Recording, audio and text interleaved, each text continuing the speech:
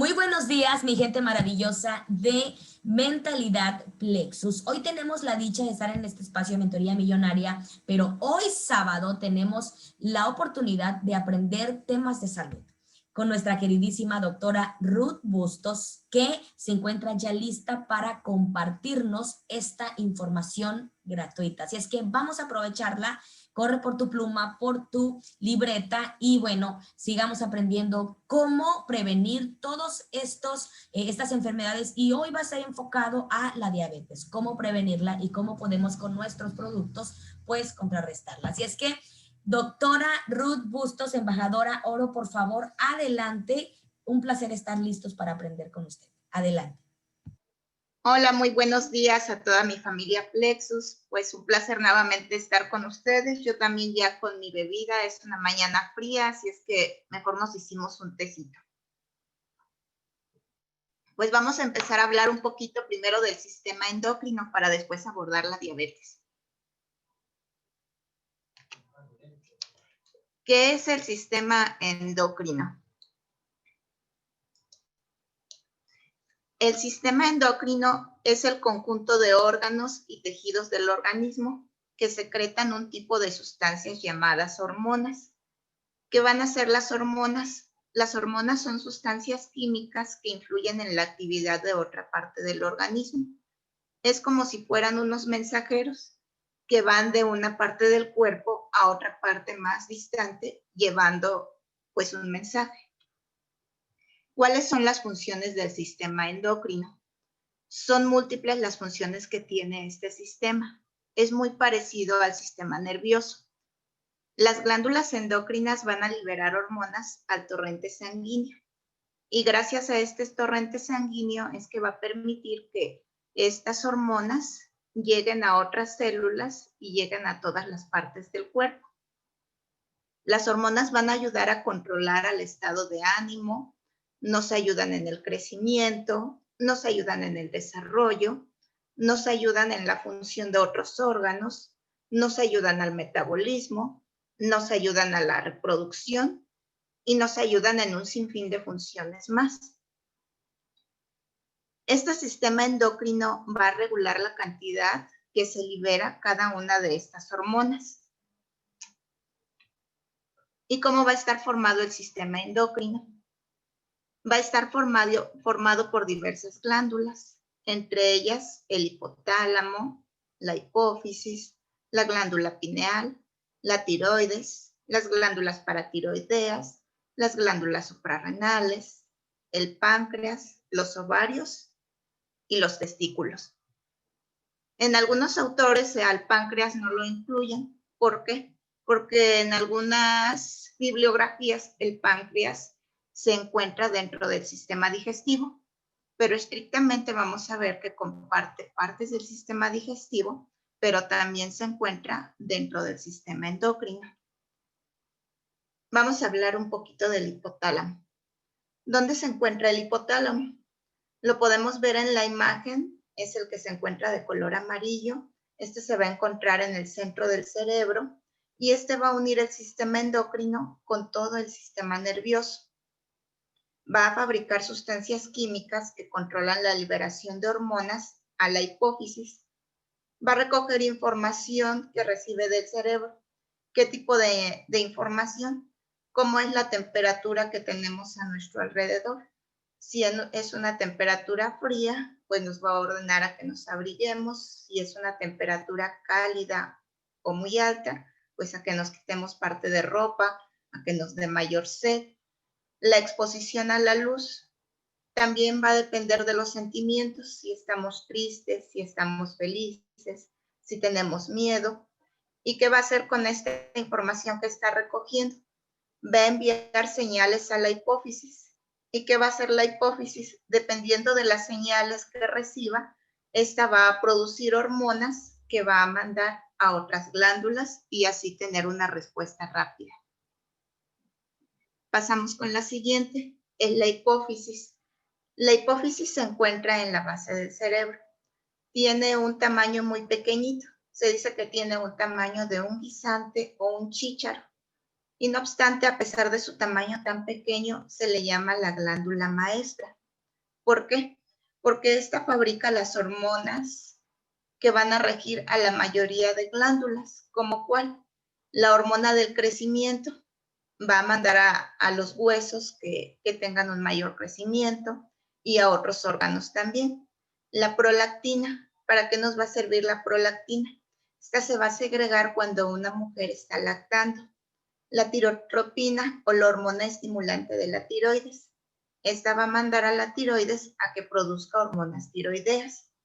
Tenemos la corticotropina, la cual manda a las glándulas suprarrenales a producir cierto tipo de hormonas. Tenemos la hormona antidiurética, que va a regular el equilibrio ácido-base por los riñones. Tenemos la oxitocina, que esta va a tener acción después del parto para que el útero se contraiga. Así es que vemos que aunque es una glándula muy pequeñita, tiene muchísimas funciones en todas las demás glándulas. Es por eso que le llamamos la glándula maestra. Además de segregar estas hormonas, va a segregar endorfinas, sustancias químicas que van a actuar en el sistema nervioso y van a reducir la sensibilidad al dolor. Tenemos a la epinefrina, que es la encargada también de que haya un aumento en la presión arterial. Después vamos a hablar de la glándula pineal. También se encuentra ubicada en el centro del cerebro. ¿Y qué me va a permitir o qué va a producir la glándula pineal? Esta segrega melatonina. ¿Qué es la melatonina? Es una hormona que influye en que tengamos sueño por la noche, pero que por la mañana nos despertemos. Vamos a hablar de la tiroides. La tiroides se encuentra debajo del cuello, como lo podemos ver en la imagen. Va a tener una forma de moño o una forma de mariposa. Y esta es la que se va a encargar de fabricar las hormonas tiroideas. Las dos principales, tiroxina y priiodotironina. Estas controlan la velocidad en que las células queman combustible, que precede de los alimentos para que así generemos más energía. Entre más hormonas tiroideas estén circulando, mayor van a ser la quema de combustible. En los niños y en los adolescentes juega un papel muy importante, ya que ayuda a que los huesos crezcan y tengan un buen desarrollo. ¿Cuáles son las glándulas paratiroideas? Se encuentran en la parte posterior de la tiroides. Vamos a ver que van a ser 4 glándulas muy pequeñitas. Las podemos ver en la imagen de color amarillo. Estas hormonas estas glándulas van a segregar la hormona paratiroidea. ¿Y de qué se va a encargar esta hormona? Esta hormona va a regular la concentración de calcio en la sangre y va a ayudar con la ayuda de la calcitonina. Después tenemos las glándulas suprarrenales. Las glándulas suprarrenales se encuentran en la parte superior de los riñones. Van a tener una forma triangular y vamos a ver que van a estar divididas en 2 partes. En la corteza y van a tener una médula. Cada parte va a segregar hormonas diferentes. La corteza suprarrenal va a fabricar hormonas llamadas corticosteroides. ¿Qué función tienen estos corticosteroides? Estos van a regular el equilibrio entre el agua y las sales del cuerpo. Van a tener una respuesta al estrés. Van a estar incluidas en el metabolismo del organismo. Ayudan al sistema inmunitario y al desarrollo y a la función sexual. ¿Y de qué se van a encargar la médula o la parte interna? La médula de las glándulas suprarrenales va a fabricar catecolaminas. ¿Como cuáles? Como la adrenalina. Después vamos a hablar del páncreas. Dijimos que este comparte parte con el sistema endocrino y parte con el sistema digestivo. ¿De qué se encarga el páncreas dentro del sistema endocrino? Se va a encargar de la fabricación y segregación de la insulina y el glucagón, unas hormonas que controlan la concentración de glucosa en sangre. La insulina va a ayudar a mantener el cuerpo con reservas de energía. Ahora vamos a hablar de los ovarios. Los ovarios se encuentran en la pelvis, fabrican los óvulos y segregan hormonas femeninas como los estrógenos y la progesterona. ¿Para qué me van a ayudar estas hormonas? Estas hormonas van a regular el ciclo menstrual y van a jugar un papel muy importante en el embarazo. También en la adolescencia juegan un papel muy importante en la pubertad. ¿Por qué?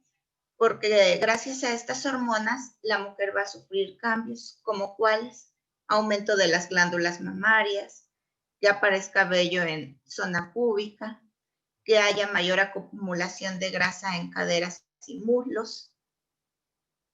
Así es que también juegan un papel muy importante en esta etapa. Ahora vamos a hablar de los testículos. Estos se van a encontrar dentro del escroto. Van a segregar unas hormonas llamadas andrógenos, de las cuales la más importante es la testosterona. Estas van a indicar al cuerpo del niño cuando llega el momento de hacer cambios corporales en la pubertad. ¿Qué cambios? Como que tengan la voz más grave, que aparezca vello también en zona púbica, pero a ellos también les va a aparecer vello facial.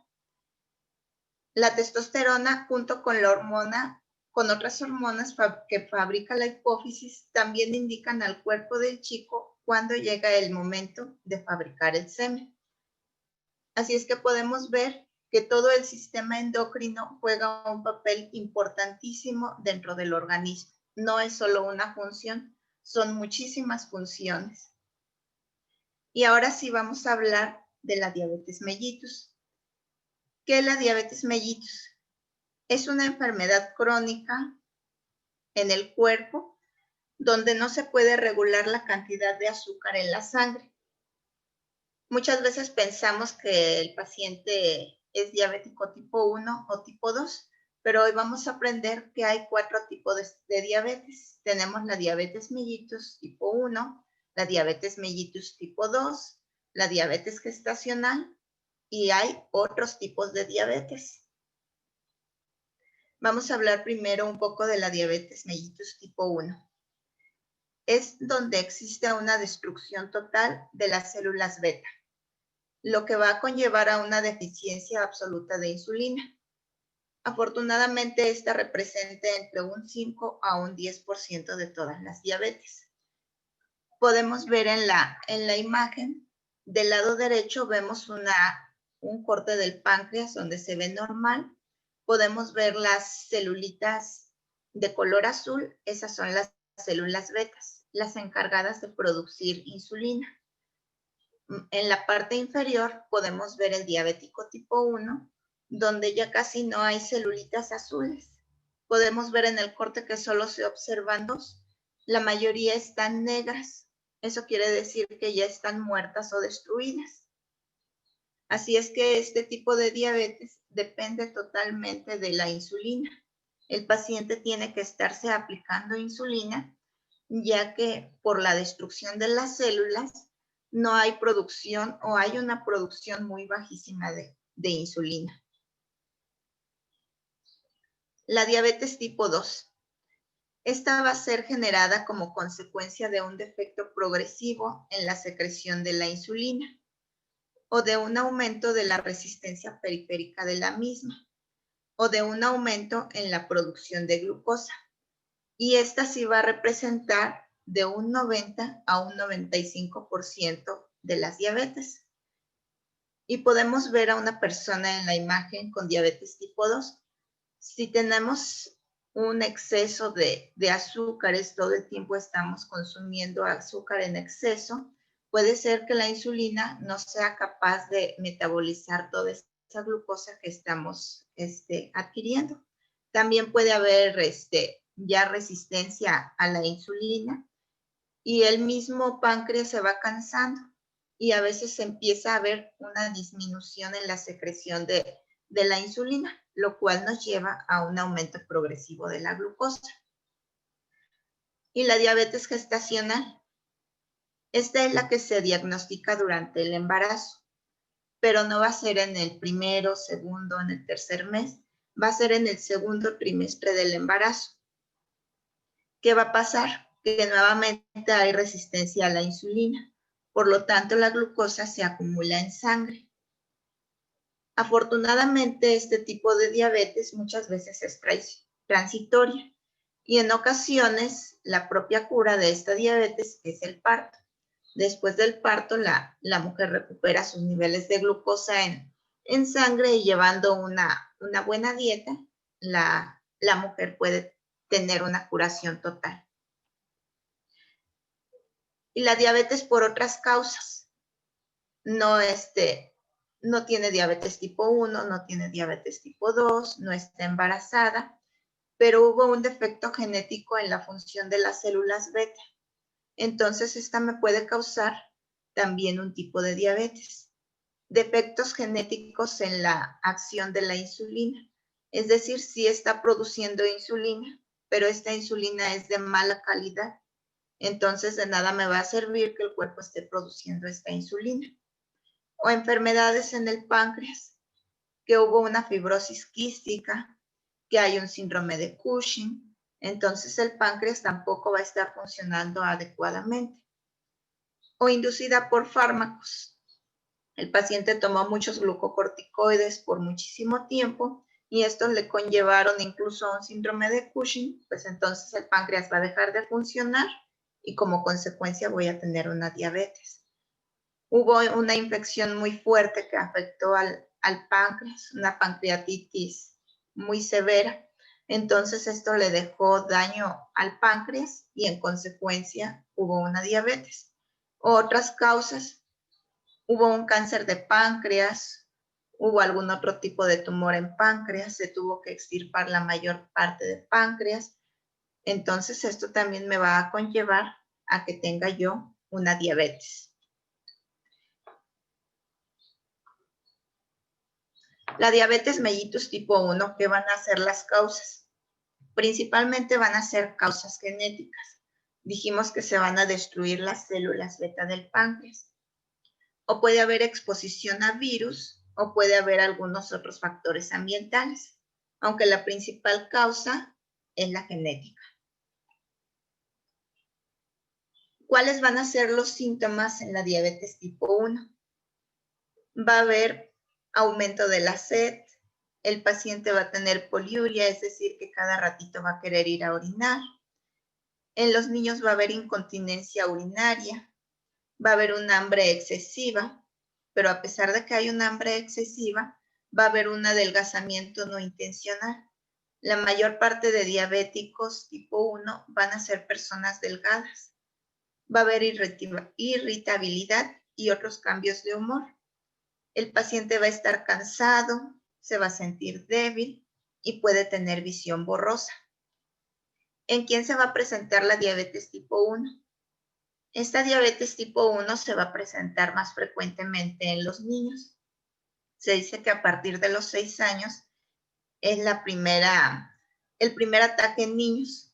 El posterior es de los 10 a los 14 años, aunque también ha habido casos más esporádicos que también se llega a presentar en pacientes que ya están en edad adulta.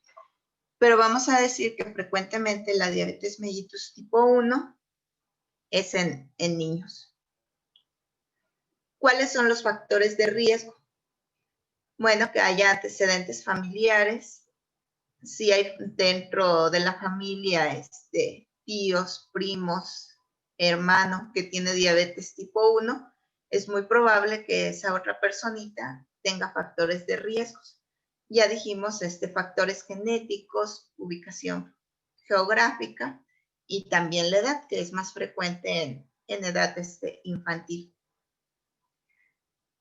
Ahora vamos a hablar un poquito antes de hablar de la diabetes tipo 2, ¿cuál va a ser el tratamiento en la diabetes mellitus tipo 1? Pues el tratamiento dijimos que va a ser básicamente la insulina. Ellos no producen insulina, así es que aquí el tratamiento básicamente va a ser la insulina. Claro que vamos a ayudar con una buena alimentación, haciendo ejercicio y llevando un buen control de la diabetes para evitar así complicaciones.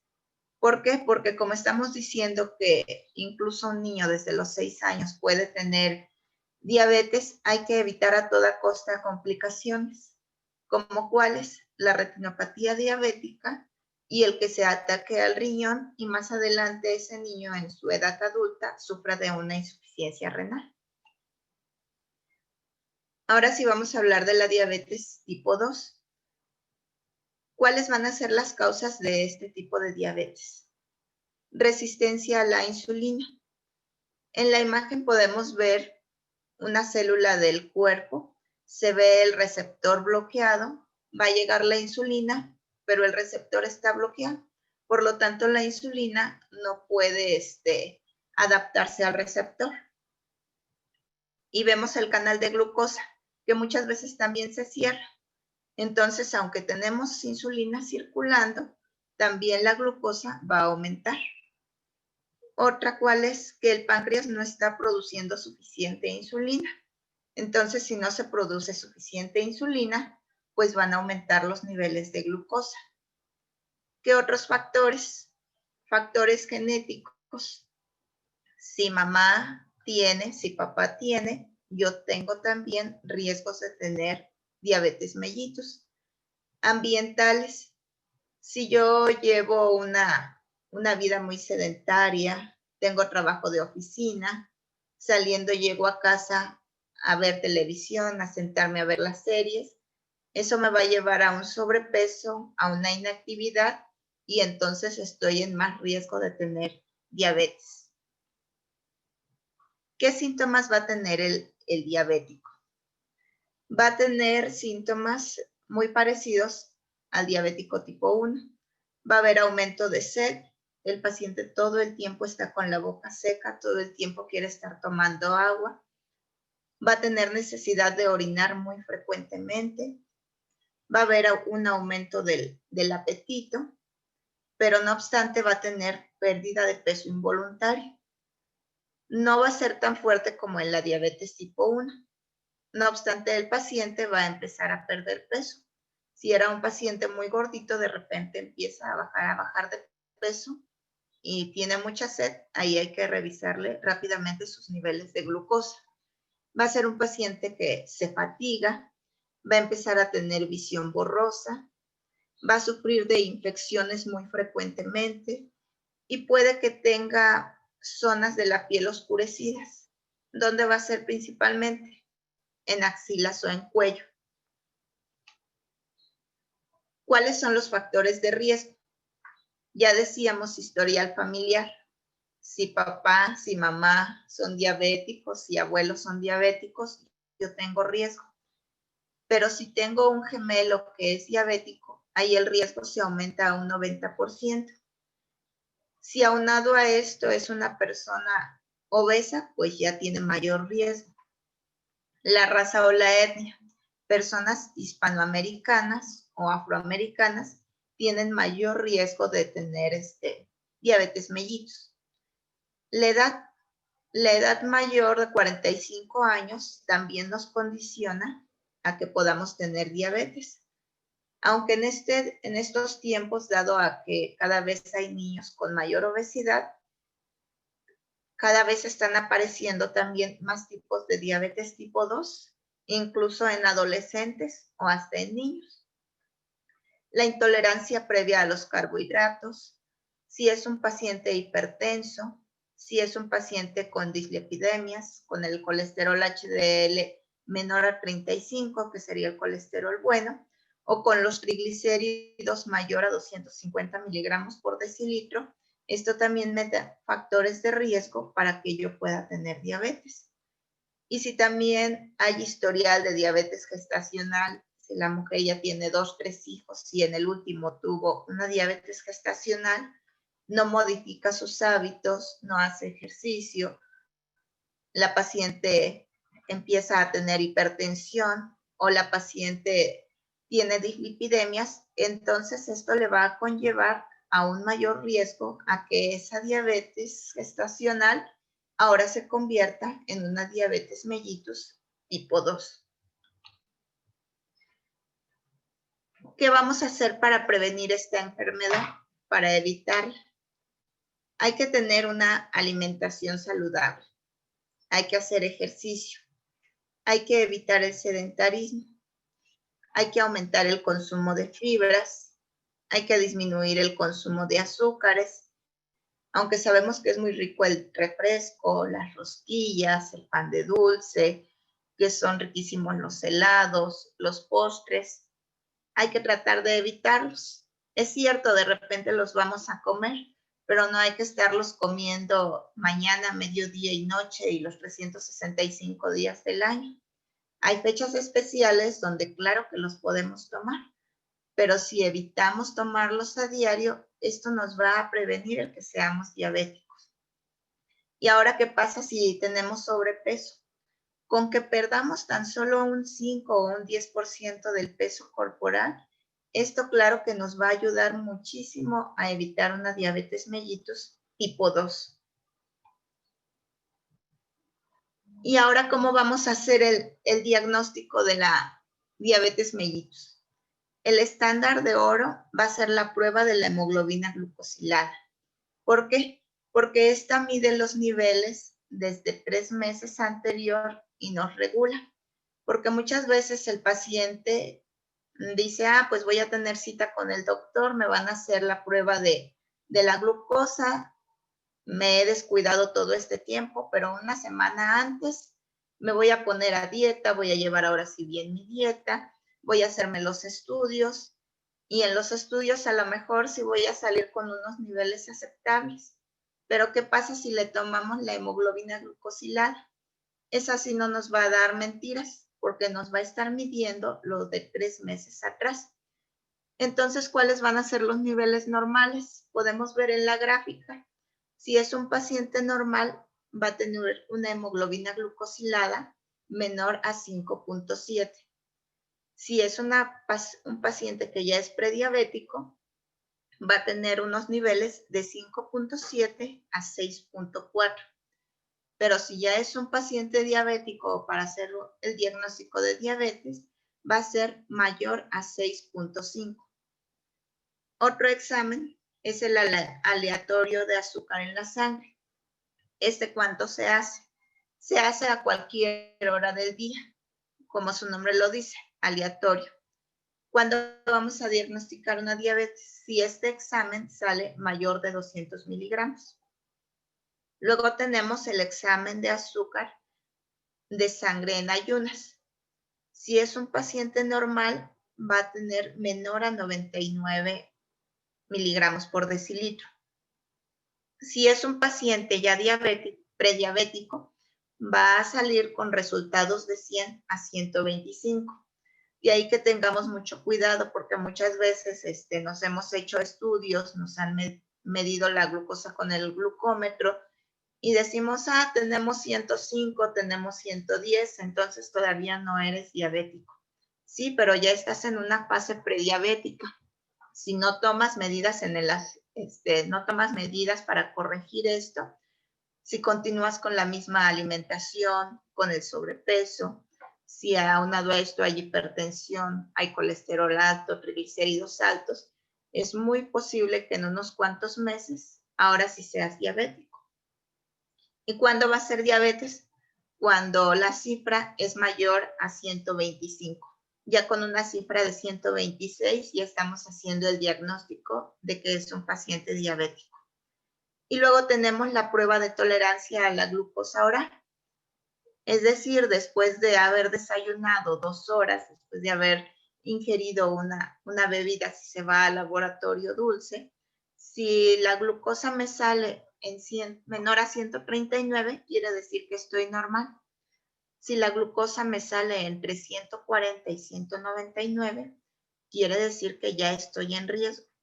Pero si me sale mayor a 200, quiere decir que soy diabético. Así podemos llevar en casa un muy buen control.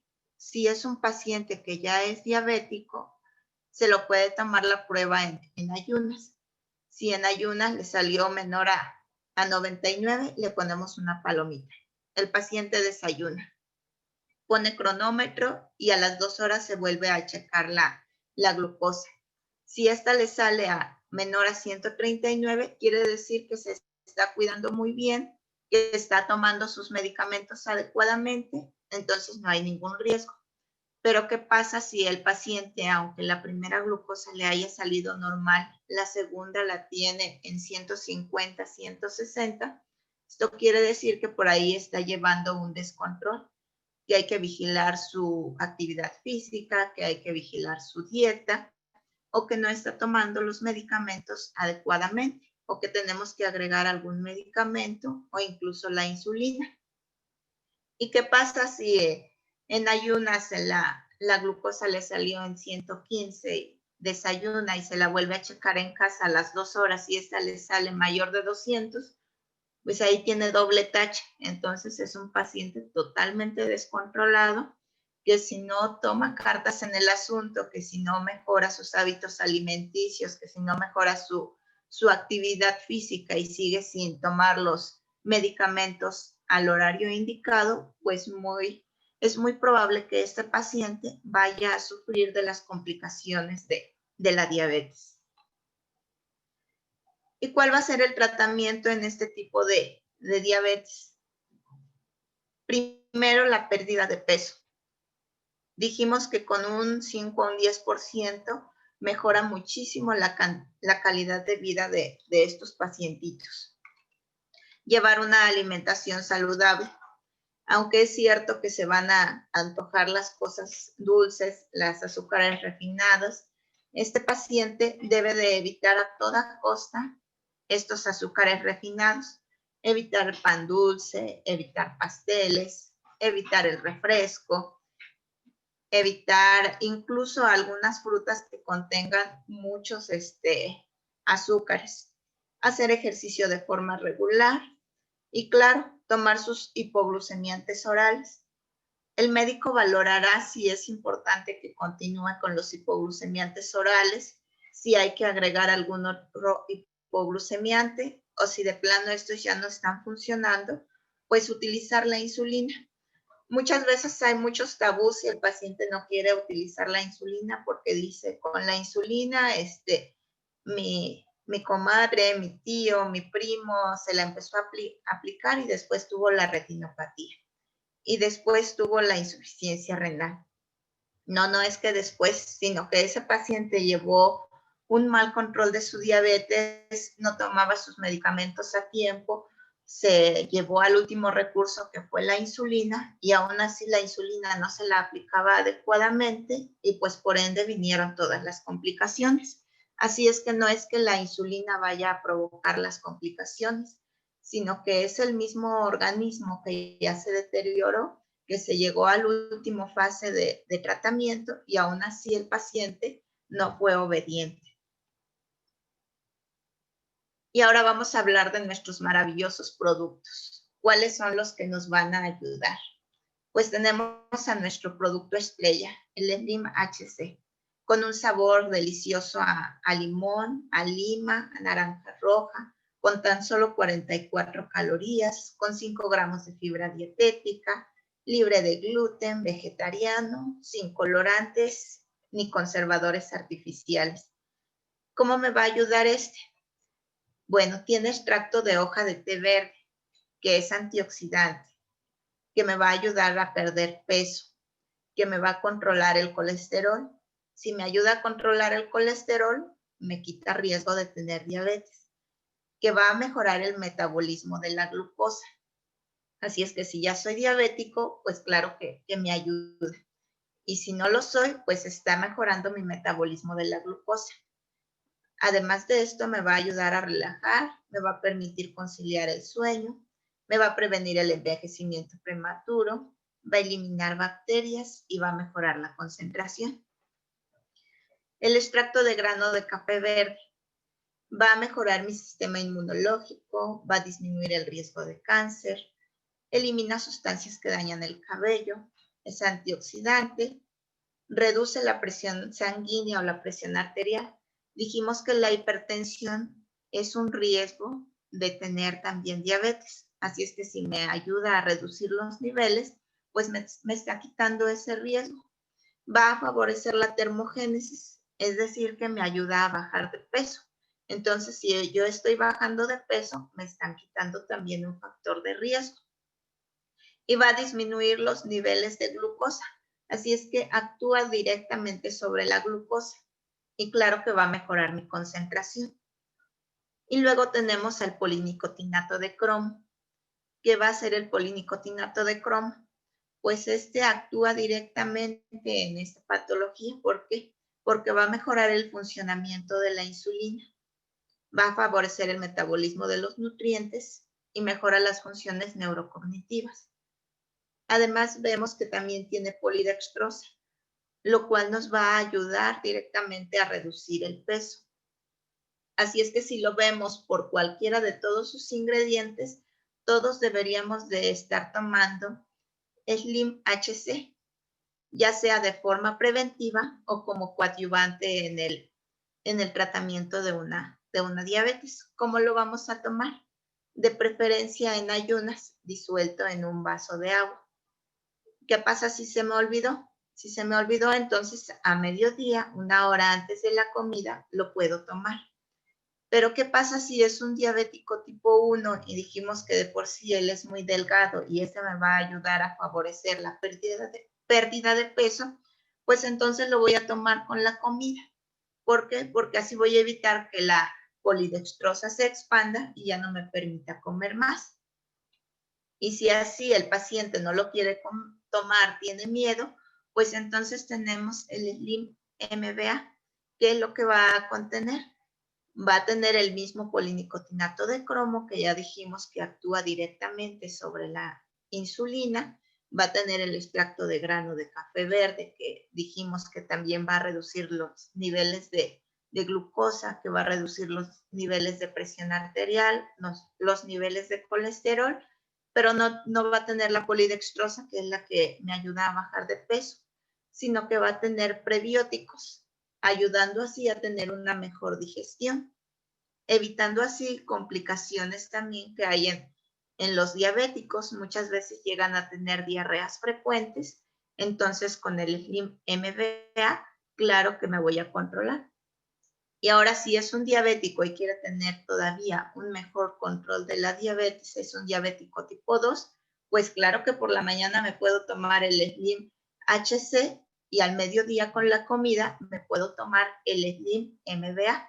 Y claro que mis niveles, si yo lo empiezo a tomar 1 semana, 15 días, un mes, y me vuelvo a hacer las pruebas o me hago la prueba casera de tolerancia a la glucosa en ayunas y 2 horas después, vamos a tener muy buenos resultados. Y el Vital Cleanse, ¿por qué? Porque el magnesio actúa también en la reducción de la resistencia a la insulina. Me va a ayudar directamente. La sábila también ayuda a disminuir niveles de glucosa. El polvo de kiwi ayuda a tener una mejor cicatrización. Los pacientes diabéticos decíamos que tienen mucha frecuencia las infecciones, pero ¿qué pasa si llegan a tener una herida, si se llegan a cortar, si se llegan a pinchar? En ellos es más difícil que tengan una mejor cicatrización o una rápida curación de las heridas. Pero entonces si estamos tomando el Vital Cleanse, este ayuda a cicatrizar más rápido, así es que claro que va a ayudar a los pacientes diabéticos, además de que tiene extracto de espinacas y espirulina, que tienen muchas otras funciones, como ya hemos visto en otros días. Así es que claro que si es un paciente diabético y toma un Vital Cleanse por la mañana y uno por la noche, toma sus Slims, este se va a sentir mucho mejor. ¿Y qué pasa si no somos diabéticos? Pues deberíamos estarlos tomando para evitar así tener una diabetes. Así es que todos hacer nuestras recompras. ¿Para qué? Porque ya tenemos el Slim HC, ya tenemos el Slim SLM, ya tenemos el Vital Cleanse, así es que ya no hay excusa para no cuidar nuestra salud, para no prevenir este tipo de enfermedades o para llevar un mejor control de estas enfermedades y evitar así las complicaciones tan malas. Pues por mi parte ha sido todo. Les doy las gracias y les deseo un excelente inicio de semana el próximo lunes. Muchísimas gracias, doctora Ruth Bustos, por esta información de muchísimo, muchísimo valor. Vamos a poner en práctica todo lo aprendido y definitivamente con nuestras bebidas rosas, ¿verdad? Y nuestro Vital Cleanse podemos prevenir todas estas variantes de la diabetes que ha causado estragos en nuestro país. Así es que hoy tenemos la herramienta perfecta para prevenirlo y bueno, aparte podemos también como resultado, pues, las personas que queremos bajar de peso, como vemos todos los ingredientes que tiene, pues, estar en ese peso ideal. Doctora, muchísimas gracias por todo este contenido, por compartirnos. Gracias a todos ustedes y felicidades por haberse conectado, ¿verdad? Esto es lo bonito de hacernos un hábito. Un día sí y el otro también. Así es que nos vemos a las 9 de la noche con Alejandro Ballesteros, que estará compartiéndonos cómo podemos con estos productos extraordinarios, estos suplementos alimenticios, cómo podemos también ganar dinero, cómo podemos generar ingresos 5,000, 15,000 y bueno, en este mes tenemos la oportunidad de generar muchísimos comisiones y sobre todo en dólares como sucede con Plexus. Así es que gracias, que tengan un sábado súper productivo, Dios con ustedes y nos vemos en breve. Bendiciones. Gracias, doctora. Gracias a todos. Hasta luego. Plexus, bye bye.